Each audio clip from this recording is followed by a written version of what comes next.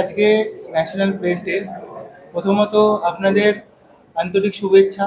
কোনো acute emergency বা কিছু হলে কীভাবে আমাদের কাছে পৌঁছানো যায়, বা অ্যাকিউট এমার্জেন্সি হলে কীভাবে নিজেদের প্রোটেক্ট করবেন, সেই জন্যই আজকে এই অ্যাওয়ারনেস প্রোগ্রাম করা।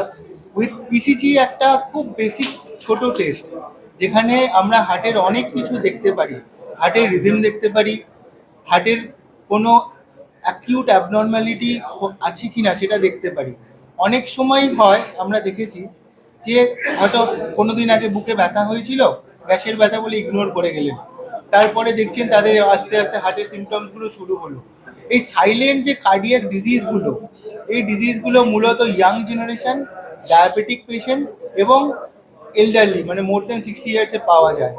তো বেসিক একটা ইসিজি করে আমরা হার্টের অনেকটা মূল্যবান তাদের ফাংশনের একটা হার্টের ফাংশন কেমন কতটা হতে পারে, সাইলেন্ট কিছু হার্টের প্রবলেম আগে ছিল কিনা, বা ইসিজিতে অনেক সময় হার্ট ব্লকস সাইলেন্ট থেকে যায়, হঠাৎ করে অজ্ঞান হওয়া বা এই প্রবণতা নিয়ে প্রেজেন্ট করে।